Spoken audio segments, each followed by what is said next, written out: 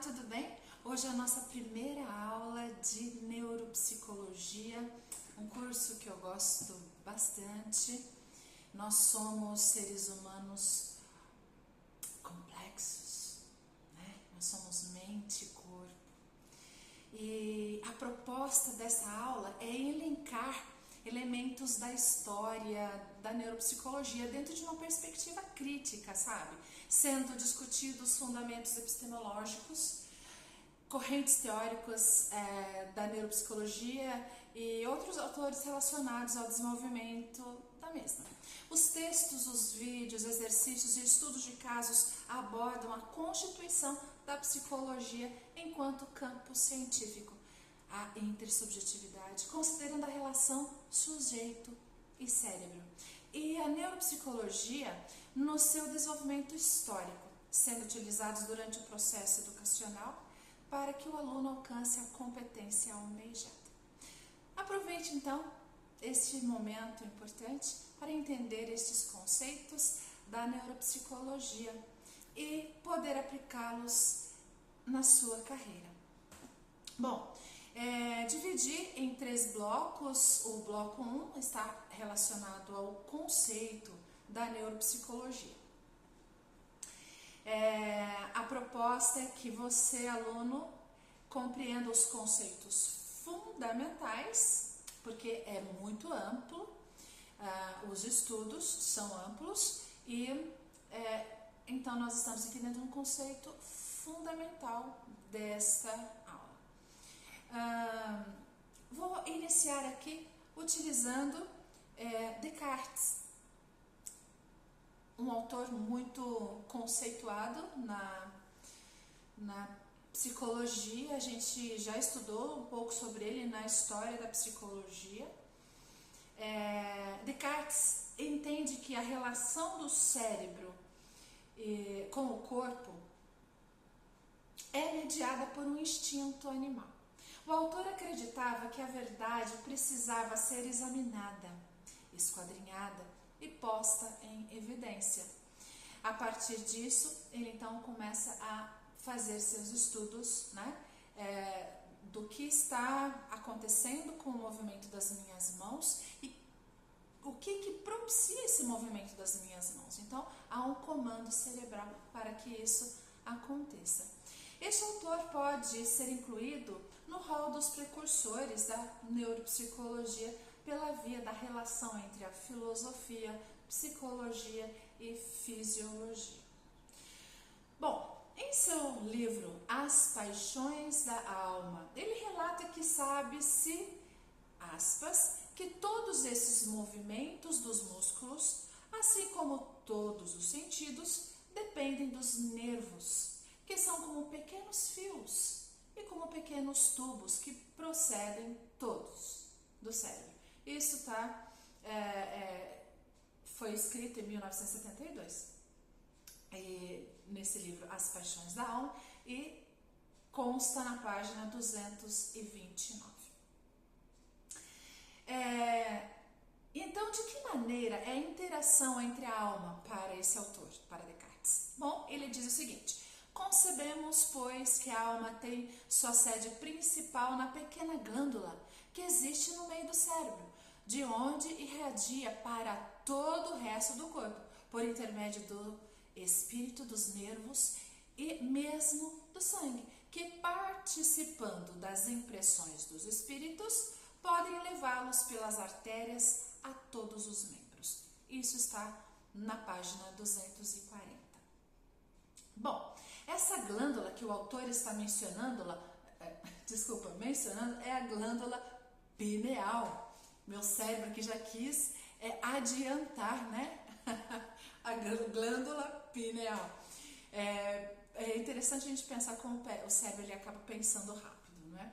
Bom, essa glândula é localizada no centro do cérebro. Para esse autor, para Descartes, é uma estrutura única e centralizada.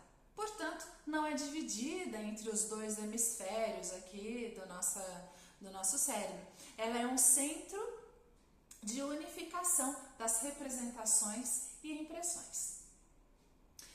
O dualismo cartesiano, uma outra proposta por este autor, é utilizado em debates filosóficos. No entanto, muitos autores, incluindo Searle, 1992, fazem menção de ser um vocabulário antiquado na relação mente-corpo. Por outro lado, pesquisas promissoras relacionadas à interdisciplinaridade entre a filosofia da mente e a ciência, como a neuropsicologia, ciência e ciência cognitiva, entendem que qualquer capacidade mental tem uma correlação neural. Ao se tratar da questão anatomoclínico e o surgimento da neuropsicologia, um dos principais fundadores deste trabalho científico foi Pierre Paul Broca. Ele se dedicou no estudo referente à produção da fala no cérebro. Relata aqui o caso de um paciente com comprometimento específico na cavidade de produção de fala, em meio a um quadro de relativa preservação cognitiva. O paciente havia perdido o uso da palavra e era incapaz de pronunciar mais do que uma sílaba, que ele repetia 2 vezes seguidas. Por exemplo, tantan. Após o falecimento deste paciente, foi feito um exame clínico e sua autópsia revelou uma lesão específica no giro frontal inferior esquerdo. Descoberta, foi dado o nome então de afasia de Broca ou área de Broca. Após a descoberta de Broca, evidências crescentes indicaram uma correlação entre disfunções cognitivas ou quadros clínicos específicos com padrões de lesões cerebrais. Um outro autor muito importante na história da neuropsicologia é o russo Alexander Luria. Na verdade, é o pai da neuropsicologia. Ele graduou em Ciências Sociais pela Universidade de Kazan. Se formou em Medicina pela Universidade de Moscou, estudou psicanálise e fez traduções das obras de Freud para o russo e fundou a Associação Psicanalítica de Kazan.